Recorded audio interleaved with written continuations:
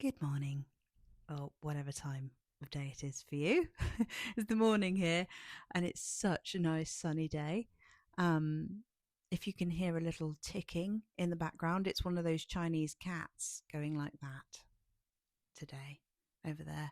Um, anyway, this video is about wanting closure, and this is an interesting thing because closure is the thing that happens where both people are in alignment and agreement with a decision. It's not complicated. Both people can kind of get the closure because they both get it and they both understand, oh, this won't work. And we're both complete about it. But you won't get closure from someone who suddenly changed their mind, suddenly ghosted you, suddenly their feelings were different, suddenly pulled away without an explanation, because that type of person couldn't give you closure because they have an emotional thing going on within them, right? They are not showing you the full picture because they can't complete it within themselves. So they couldn't give you the information. So let's say they were to come to you and say, hey, look, I'm so sorry about the way that I treated you. This is what happens with me. I get really overwhelmed when I get close to people and I just shut down and I'm really sorry I can't do this right now. I can't be with you because of this emotional thing that I do, right? That wouldn't give you closure. That would give you closeness. That would give you more intimacy. That would give you more insights into them. Coming from them, it would make you more confused. It would give your brain something to stay awake about at night thinking, well, how can I make them feel safer with me then? You'd be on the videos on YouTube going, typing in, how can I make my avoidant ex feel safe? You know, you'd be doing all that type of stuff. And actually, it would make you feel more connected to them. The attachment would become stronger if that type of person was to give you closure. It would not be closure. You don't need closure from them.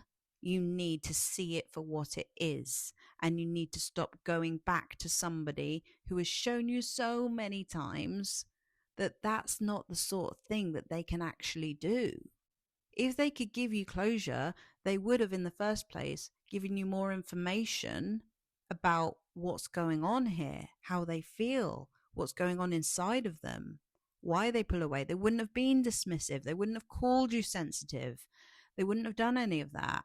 So if that type of person who did that kind of behavior and spoke to you that way gave you more information, it would give you more hooks, more attachment, more reasons to hold on, more reasons to stay emotionally, energetically tied like an invisible string. That Taylor Swift did that song, didn't she? Invisible String. And I think it is about those connections that are like there's an invisible thread between us, even when we're not speaking, even when I can't see you, even when I've got no idea what's going on, I can energetically feel you. And it's weird because you just can't seem to move on. And that isn't a mystical, magical thing. It's attachment wanting so much to be completed. And it can't be with someone like that because they will keep you hooked. They don't want to hurt you. They're scared of hurting you. So they say these kind of nice things that make you go, oh, yeah, I really get it. I really get it. I'm your safe person. Tell me more. Tell me more. You know? I've been there. I know that one. I know people like that. And the good thing is now I can spot them so I don't get hooked like that. Not even with friends like that, you know, because I know that that type of relationship where you're attached because of this emotional pull like that, it doesn't complete. It doesn't. And the only thing you can do is get off the merry-go-round. You go, oh, this is what it is. This is how it is. This person's always going to keep me a little bit hooked, like the breadcrumb. It's breadcrumbing, isn't it?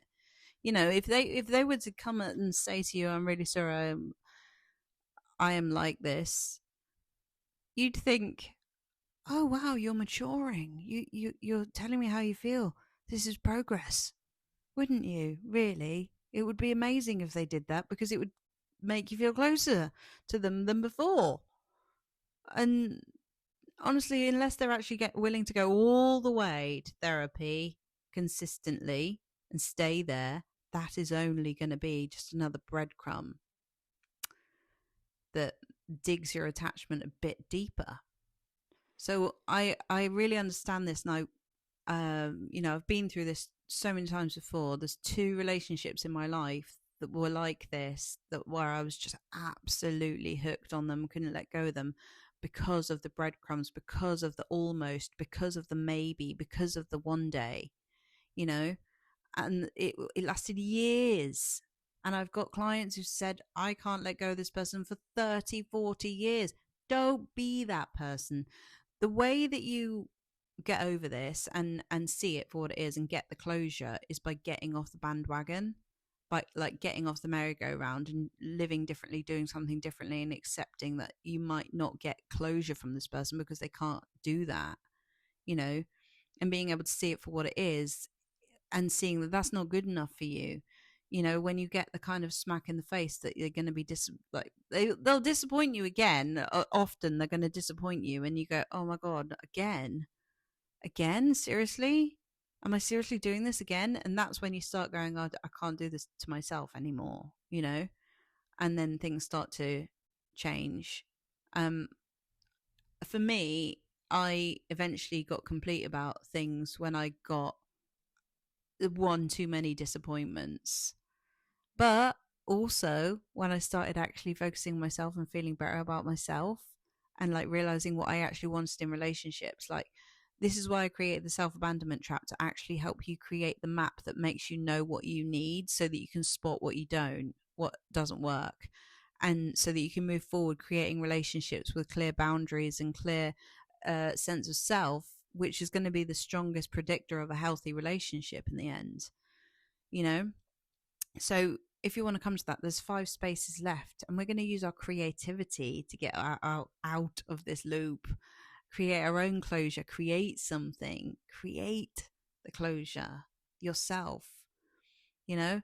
So if you want any more information about that, you can find out in the links below. I've actually got a few more spaces for one-to-one as well at the moment, so I've put them back on my website. For now, I always take them off when I'm full, but at the moment there is space, so if anybody wants any one-to-one support, I've got that. And I've also got the living room. Actually, I'm going away next week and the week after, so don't sign up to the living room for the next 2 weeks because I'm not going to do a session, so that would not be good for you to sign up right now. There's still going to be stuff on there, but there's not going to be a live call for the next 2 weeks. So if you want any more information about what I do, you can find out in the links below, and I'll see you in the next video. Bye.